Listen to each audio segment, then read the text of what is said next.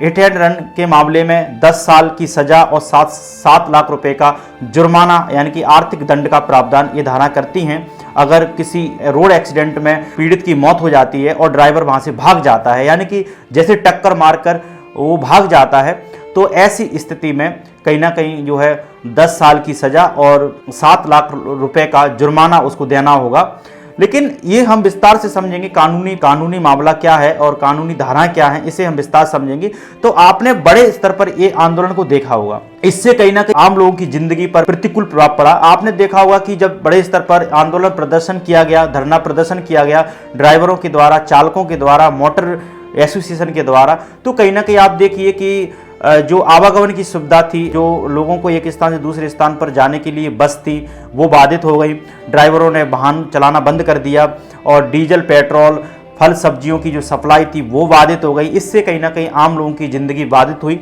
2-3 दिन में ही कहीं ना कहीं इसके ड्राइवरों की उपयुक्ता को हमने देखा। उत्तर भारत के अधिकांश राज्यों में, बिहार में भी अधिकांश राज्यों में ये आंदोलन देखने को मिला। लेकिन ये आंदोलन क्यों हुआ, इसे हम विस्तार से समझने का प्रयास करते हैं। जैसे कि भारत सरकार ने आईपीसी का नाम बीएनसी यानी भारतीय न्याय संहिता से रिप्लेस कर दिया, यानी कि प्रतिस्थापित कर दिया। अब आईपीसी नहीं कहा जाएगा, बल्कि 2023 से जो है भारत में भारतीय न्याय संहिता लागू होगी। अब इसने आईपीसी का स्थान ले लिया गया। लेकिन ये हिट एंड रन के संबंधित इसमें बीएनसी यानी कि भारतीय न्याय संहिता में कौन से लॉ हैं और आईपीसी में हिट एंड रन से संबंधित कौन से कानून थे। जैसे मोटर व्हीकल एक्ट है 1988 का, उसमें भी हिट एंड रन का जिक्र किया गया है। जैसे अगर कोई ड्राइवर गाड़ी चला रहा है, बस चला रहा है, ट्रक चला रहा है, डंपर चला रहा है, तो सड़क रास्ते पर अगर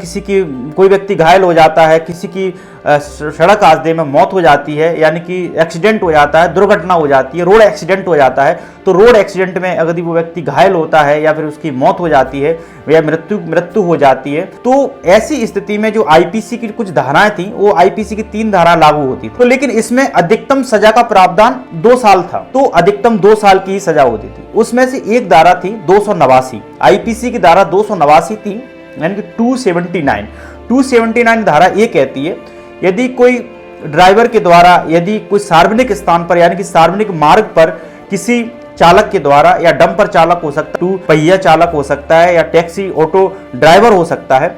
सार्वजनिक मार्ग पर जानबूझकर या फिर जो असावधानी पूर्वक वाहन चला रहा है तो घायल हो जाता है कोई व्यक्ति, तो ऐसी स्थिति में रोड एक्सीडेंट होता है, तो ऐसी स्थिति में उसको कुछ ही महीने की जो है सजा का प्रावधान था और कुछ आर्थिक दंड का प्रावधान था। वहीं पर रोड एक्सीडेंट के मामले में अगर उस व्यक्ति की मौत हो जाती है या ट्रक चालक के द्वारा, बस चालक के द्वारा मौत हो जाती है रोड एक्सीडेंट में, तो वहां पर 289 धारा नहीं लगती थी, आईपीसी की धारा 279 नहीं लगती थी, ये पुराने कानून है। तो वहां पर 304 लगती थी, यानी कि आईपीसी की धारा 304 लगती थी, 304 ए लगती थी। आईपीसी की धारा में ये प्रावधान था, अगर रोड एक्सीडेंट में किसी चालक के द्वारा लापरवाही से या जानबूझकर वाहन चलाते हुए अगर कोई व्यक्ति गाड़ी के सामने आ जाता है, रोड एक्सीडेंट हो जाता है, उसकी मौत हो जाती है, अब ऐसी स्थिति में उस व्यक्ति को अधिकतम सजा 2 साल की थी। लेकिन वहां से क्या करता था, अब रोड एक्सीडेंट हो गया, उस व्यक्ति की मौत हो गई, तो वो ड्राइवर अपनी जान बचाने के लिए, यानी कि मॉब लिंचिंग होगी, यानी कि वहां की जो भीड़ उसके द्वारा मारी जाएगी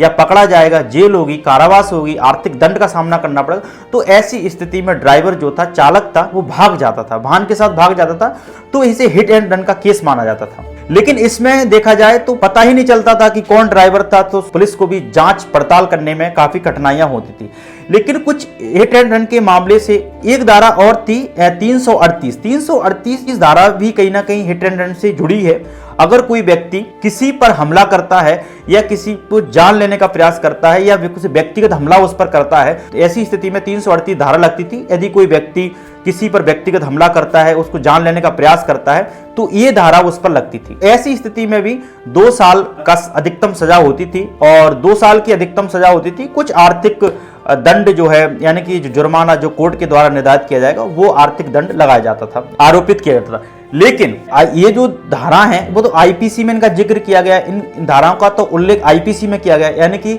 कौन सी धाराएं और कौन सी धाराओं का जो आईपीसी में उल्लेख किया गया है, 289 धारा का उल्लेख आईपीसी में किया गया है और 304 आईपीसी में उल्लेख किया गया इस धारा का, और आईपीसी की धारा 338 जिसका भी उल्लेख आईपीसी में किया गया है। तो इसमें अधिकतम सजा जो पनिशमेंट था वो ड्राइवर को, व्यक्ति रोड एक्सीडेंट में किसी चालक के द्वारा मर जाता है तो अधिकतम सजा 2 साल की ही होती थी और कोर्ट के द्वारा निर्धारित आर्थिक दंड का जो है उसको भुगतान करना पड़ता। लेकिन क्या हुआ कि हिट एंड रन के केस लगातार बढ़ते जा रहे हैं। तो ऐसी स्थिति में भारत सरकार के द्वारा जो आईपीसी को चेंज किया गया, इंडियन पिनल कोड को चेंज किया गया, इनकी धारा को भी चेंज किया गया। तो इसमें कुछ अपराधों को जोड़ा, कुछ अपराधों को हटाया भी। जैसे मॉब लिंचिंग से संबंधित इंडियन पिनल कोड में कोई कानून नहीं था, तो अब जो भारतीय न्याय संहिता उसका स्थान लेगी आईपीसी का, तो उसमें आईपीसी में जो है मॉब लिंचिंग के संबंधित कानून बनाया गया है और एलजीबीटी के अधिकार संबंधित या अपराध से संबंधित कुछ कानून बनाए गए हैं। ये कि बीएनसी यानी कि भारतीय न्याय संहिता में हिट एंड रन से संबंधित एक ही धारा बना दी गई। पहले 3 धारा थी आईपीसी में हिट एंड रन से संबंधित थी, लेकिन वहीं भारतीय न्याय संहिता जो आईपीसी का स्थान लेगी, आईपीसी का स्थान लिए, यानी भारतीय न्याय संहिता की धारा 106 की सब क्लॉज ए के अनुसार ये है कि यदि कोई चालक के द्वारा या ड्राइवर के द्वारा सड़क हादसे में या रोड एक्सीडेंट में, वो टैक्सी ड्राइवर भी हो सकता है,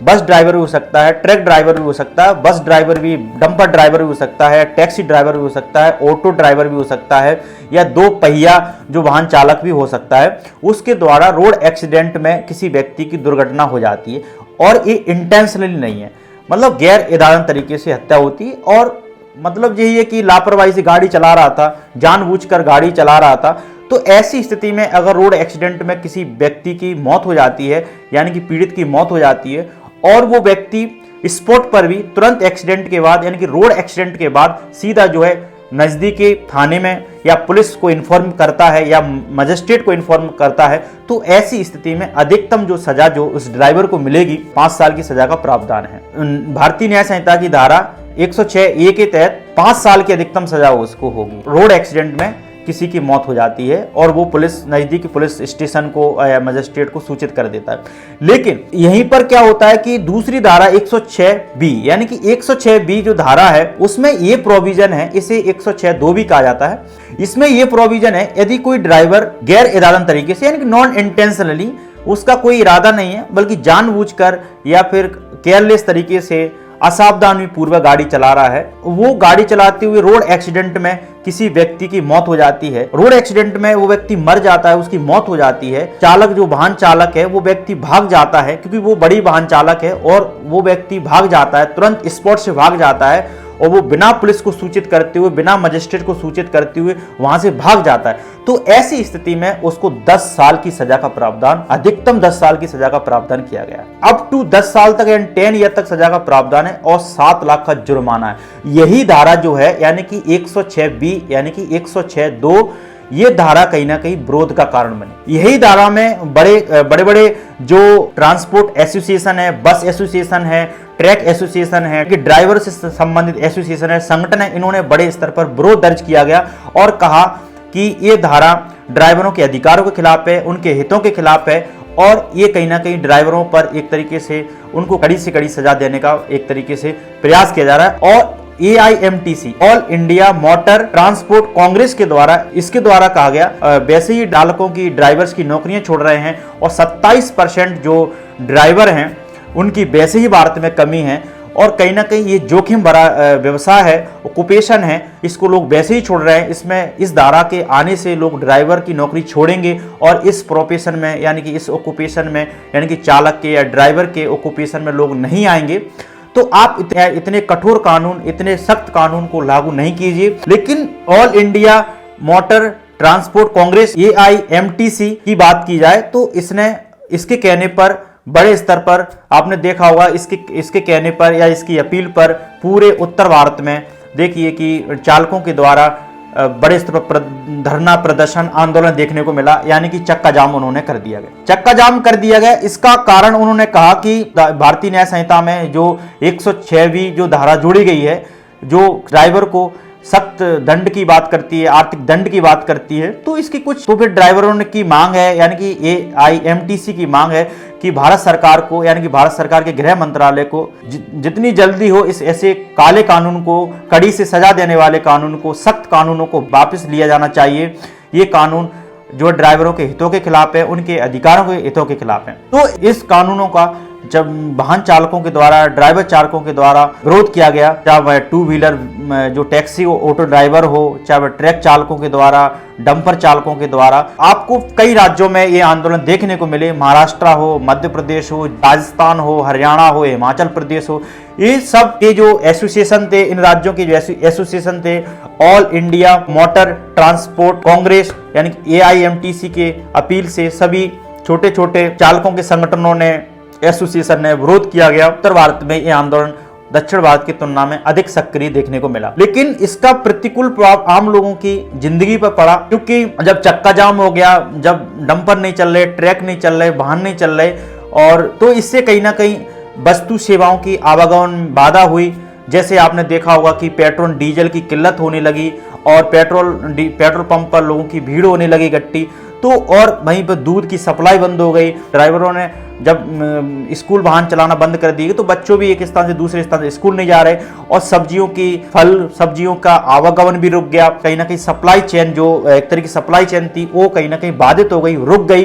तो 2-3 दिन में ही कहीं ना कहीं ये परेशानियां बढ़ती गई, और फिर भारत सरकार ने AIMTC और बहुत से जो ट्रक चालक है, बस चालक है, उनके एसोसिएशन संगठनों से संपर्क किया और फिर एक आम सहमति बनी। तो AIMTC और गृह मंत्रालय की भी सहमति बनी कि अभी हम इन कानूनों को लागू नहीं करते हैं, और ये कानून अभी जो है कानून बने हैं, लेकिन हम इस कानूनों को लागू नहीं करते हैं। और जब हम इन कानूनों को लागू करेंगे तो AIMTC यानी कि जो ट्रक एसोसिएशन, बस एसोसिएशन का एक ट्रांसपोर्ट एसोसिएशन का एक बड़ा संगठन है, और इस तरीके से उसकी सलाह परामर्श से ही इस कानूनों को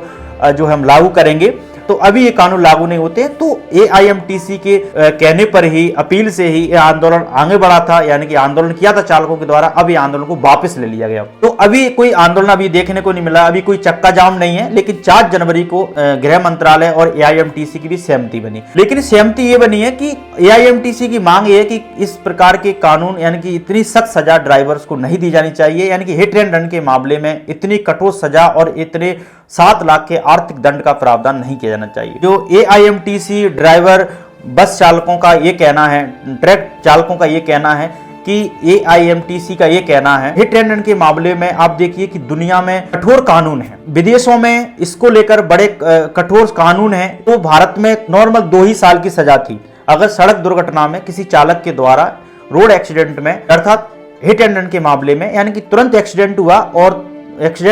तुरंत ड्राइवर वहां से भाग जाता था, तो टक्कर मारकर भाग जाना, तो ये केस हिट एंड रन का मामला माना जाता था। तो ऐसी स्थिति में ट्रक ड्राइवर को एक तो पहचान करने में प्रॉब्लम आती थी, दूसरा जो ट्रक ड्राइवर को 2 ही साल की सजा होती थी अगर पकड़ जाता है। लेकिन विदेशों में क्या है, इसको लेकर कठोर कानून है। तो कठोर कानून, तो ड्राइवरों की मांग है कि आपने जो नए कानून लाए हैं, जो हिट एंड रन के मामले में जो नया कानून लाया है, विदेशी कानूनों की तर्ज पर लाए हैं। तो उन्होंने कहा कि विदेशी देशों में, आप देखिए विदेशों की तर्ज पर आप लाए हैं, डेवलप कंट्री के, यानी कि जो विकसित देश हैं, अमेरिका हो, यूरोप की कंट्री हो, जापान हो, चाइना हो, इन देशों की तर्ज पर आप कानून लाए हैं। तो उन देशों में परिवहन की और यातायात के नियमों, परिवहन बुनियादी सिस्टम, अच्छी पक्की सड़कें हैं, और यातायात के नियम इस तरीके के विकसित देशों में जो फॉलो किए जाते हैं वो भारत में नहीं किए जाते हैं। भारत में अच्छी सड़कें भी नहीं है, बुनियादी ढांचा भी नहीं है। तो आप विदेशी तर्ज पर, विदेशों में ये सुविधा अधिक है, यानी कि सड़क से लेकर, ट्रैफिक से लेकर और बुनियादी इंफ्रास्ट्रक्चर को लेकर, इस तरीके से वहां पर सख्त कानून है, तो वहां पर सुविधाएं बहुत अच्छी हैं। लेकिन भारत में यातायात के नियम